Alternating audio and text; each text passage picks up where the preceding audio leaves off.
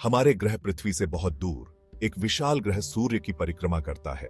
यह गैस का गोला बृहस्पति कई रहस्यों को समेटे हुए है। उनमें से एक है इसके कई चांद, हर एक अपनी तरह की एक वर्ल्ड। ऐसा ही एक चांद कैलिस्टो अपनी प्राचीन और जख्मों से भरी सतह के लिए जाना जाता है। कैलिस्टो एक खामोश विशालकाय है, हमारे सौर मंडल का तीसरा सबसे बड़ा मून। यह लगभग बुध ग्रह जितना बड़ा है। कैलिस्टो की कहानी कलिजन और उनसे उबरने की कहानी है। इसकी सतह क्षुद्र प्लैनेटों और धूमकेतुओं से अनगिनत टकरावों की कहानी कहती है। अपने कुछ जोवियन भाई बहनों के विपरीत कैलिस्टो उल्लेखनीय रूप से निष्क्रिय दिखाई देता है।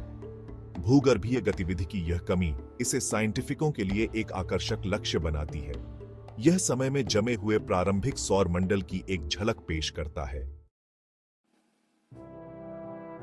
कैलिस्टो की सतह एक गहरे रंग का कैनवास है जो भारी गड्ढों वाला और प्राचीन है। यह चांद बर्फ और चट्टान की दुनिया है जिसकी सतह बहुत ही गहरी है।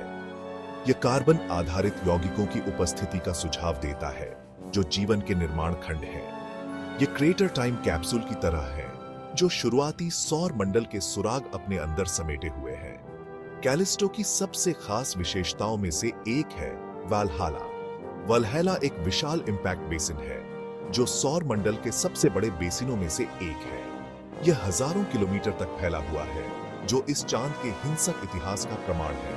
कठोर परिस्थितियों के बावजूद कैलिस्टो वैज्ञानिक उत्सुकता का विषय बना हुआ है। साल 1610 था। गैलीलियो गैलीली, एक इतालवी खगोलशास्त्री, ने अपनी साधारण दूरबीन बृहस्पति की ओर इशारा किया। वह विशाल ग्रह के पास प्रकाश के 4 बिंदुओं को देखकर चकित रह गया। ये गैलीलियन चंद्रमा थे, आयो, यूरोपा, गैनीमेड और कैलिस्टो। चारों में से सबसे दूर कैलिस्टो इस प्रकार मानवता के सामने आया। इस खोज ने सौर मंडल के बारे में हमारी समझ में क्रांति ला दी। इसने दिखाया कि सब कुछ पृथ्वी के चारों ओर नहीं घूमता है, उस समय की प्रचलित मान्यताओं को चुनौती देता है। वैज्ञानिक दृष्टिकोण को बदलने में कैलिस्टो की खोज ने महत्वपूर्ण भूमिका निभाई। इसने ब्रह्मांड के बारे में हमारी आधुनिक समझ का मार्ग प्रशस्त किया। भाग 4, एक वायुमंडल की फुसफुसाहट, कैलिस्टो का पतला घूंघट। कैलिस्टो का वायुमंडल बेहद पतला है, लगभग न के बराबर। यह वही है जिसे वैज्ञानिक एक्सोस्फीयर कहते हैं। यह पतला घूंघट मुख्य रूप से कार्बन डाइऑक्साइड से बना है। आणविक ऑक्सीजन के भी संकेत हैं जो शोधकर्ताओं के लिए एक आकर्षक सुराग है। ऑक्सीजन की उपस्थिति ट्रेस मात्रा में भी साजिश को जगाती है। यह आइसिली सतह के साथ सूर्य के प्रकाश की परस्पर क्रिया का परिणाम हो सकता है। कैलिस्टो के एक्सोस्फीयर का अध्ययन हालांकि चुनौतीपूर्ण है, महत्वपूर्ण है। यह चंद्रमा की संरचना और उसके पर्यावरण को आकार देने वाली प्रक्रियाओं में अंतर्दृष्टि प्रदान करता है।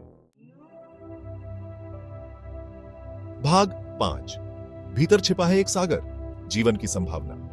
कैलिस्टो की प्राचीन सतह के नीचे साइंटिफिकों का मानना है कि एक विशाल महासागर मौजूद हो सकता है। यह उपसतह महासागर अगर पुष्टि हो जाती है तो पृथ्वी के सभी ओशनों को मिलाकर भी बड़ा हो सकता है। इस महासागर का प्रमाण कैलिस्टो के चुंबकीय क्षेत्र के अध्ययन से मिलता है। यह सतह के नीचे एक संवाहक परत की उपस्थिति का सुझाव देता है, संभवतः खारा वाटर। कैलिस्टो पर एक उपसतह महासागर की संभावना बेहद रोमांचक है।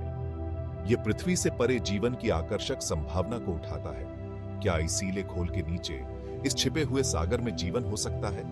यह एक ऐसा प्रश्न है जो भविष्य की खोज को आगे बढ़ाता है और हमारी कल्पना को फ्यूल्ड। भाग 6, अतीत में एक खिड़की, कैलिस्टो का महत्व। कैलिस्टो प्रारंभिक सौर मंडल का एक टाइम कैप्सूल है।